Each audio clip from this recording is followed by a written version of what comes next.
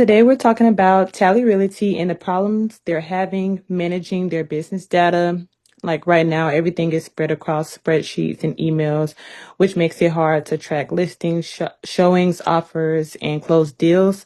The goal is to explain why they need a database and how it will help organize their data, track transactions, and make better business decisions. So Tally Realty is a residential real estate brokerage firm, and we help our clients buy and sell homes. Our firm offers single family homes, condos, and townhomes in the Tallahassee area, and buyers who are Realty works with two main types of customers: sellers who list their homes with the company and buyers who are looking for a home to purchase. Each seller is assigned a listing agent at the firm, and buyers often work with the buyer's agent to reschedule showings, submit offers, and negotiate deals. As Tally Realty grows, managing everything in spreadsheets and email threads has become messy and error prone. Important questions like which agents are closing the most deals, which listings have had the most showings, or how many active buyers are looking at the properties right now are hard to answer with the current setup. There's also no easy way to track the full life cycle of listing from active to under contract or to close, or to see how many offers came in on a particular property. So the different challenges they have is difficulty keeping track of all listings, including sellers' information, listing agents, prices, and listing statuses. No organized way to manage showings or see which buyers and agents are involved. Offers are scattered across emails, spreadsheets, making it hard to compare offers, prices, statuses, and timelines. Closed transactions are not tracked in a central system, making commission calculations slow and error prone. Managers struggle to answer key business questions, but the goals for this would be creating a centralized database that stores all core business data in one system, accurately record each listing with its sellers, listing agent list, price, and current status, track all scheduled showings with details about the listing, buyer, and the agent conducting the showing, store every offer, including price, buyer, agent, and offer status, and organized structure, capturing all of the closed transactions and automatically compute total commission and agent splits. And lastly, enable management to generate meaningful reports that support better data-driven decision making. So from all of that, we need to extract our important information from our business rules to make our relationships. This information would be clients, agents, properties, listings, showings, offers, and transactions. This will allow us to form our one-to-many and our many-to-many relationships. For example, clients, which would be a seller that can have many listings, and going to listings which belong to only one seller. Agents who represents listings, which would be an agent can have many listings and a listing with one agent. Properties, where a property can appear in many listings over its lifetime, while each listing can only appear for one property. And listings, which can have many showings and a showing that belongs to only one listing, while we have clients which can be a buyer attending many showings and a showing with only one buyer. Agents, which can conduct many showings, while a showing is only conducted by one agent. And listings, once again, with many offers and an offer having one listing. And then clients having many offers with an offer having one buyer. And finally, we have an offer with an offer that can become a transaction, and one transaction being tied to one offer. Well, every transaction being tied to one offer. From this, we have our ERD diagrams, which is not showing up. There you go.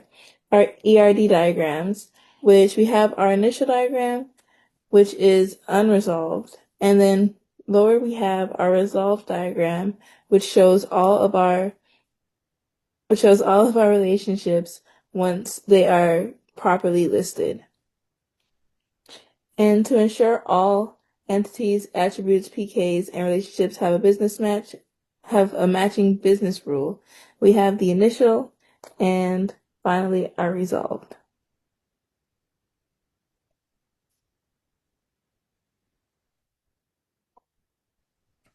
Okay, so for my part of the project, I was converting, I converted the ERD model, well, the ERD into a relational model. The the relational model defines each entity as a table with its primary key and foreign keys, reflecting the business rules we identified earlier. We used 7 tables: clients, agents, properties, listings, showings, offers, and transactions. Clients and agents represent people in the system, and properties store the homes being listed. Like listings connect a property seller and like a listing agent. Showings and offers represent buyer activity, and finally, transactions store the accepted offers that turn into like closed deals. So basically, like all the um all the offers, yeah, like I just um moving on to the next part. Um, so this structure lets us track the full life cycle of a sale from listing to showing, offer to close transaction while avoiding duplicate data and ensuring accuracy in reporting.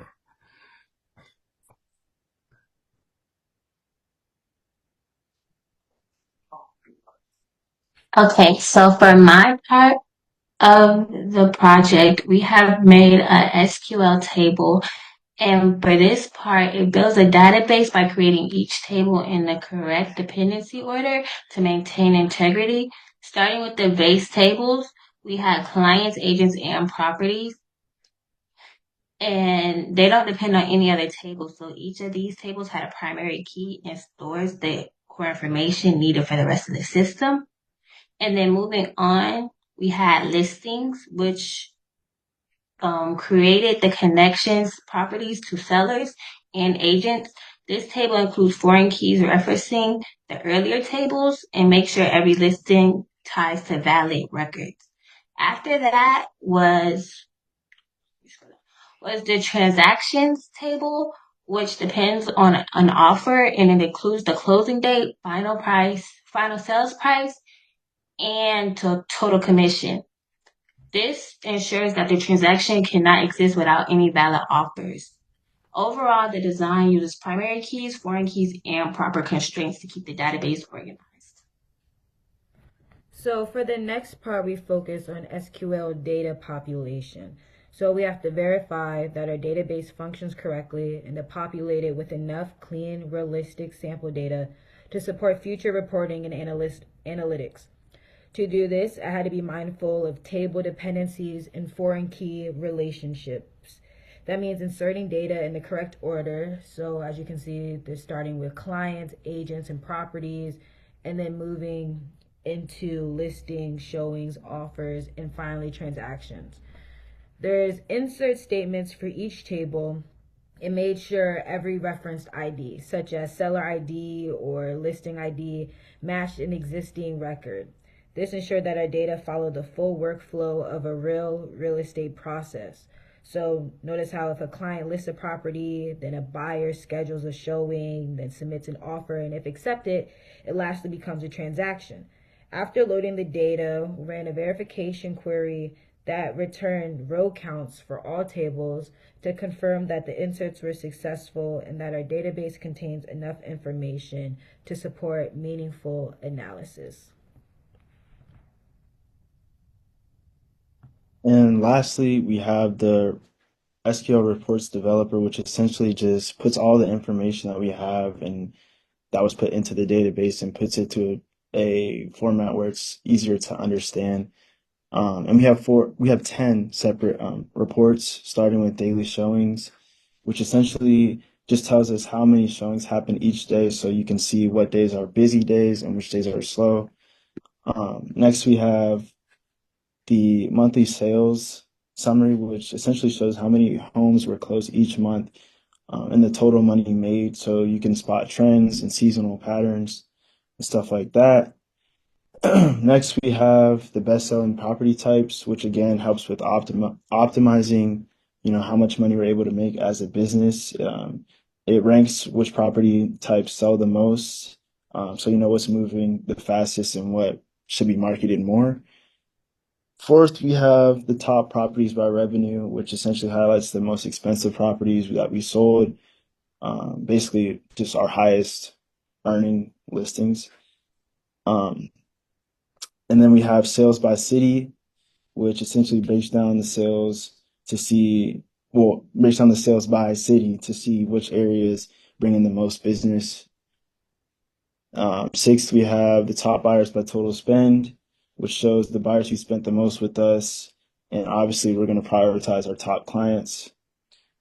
Then we have agent performance summary, which ranks agents by how much money their closed deals brought in and how many closings that they handled.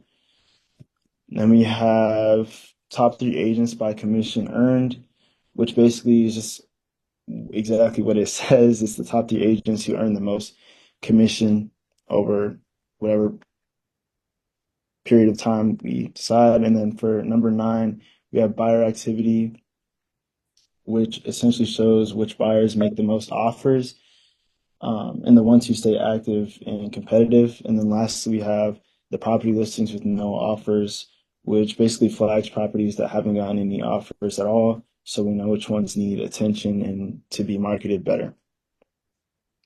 And that's the end of our project.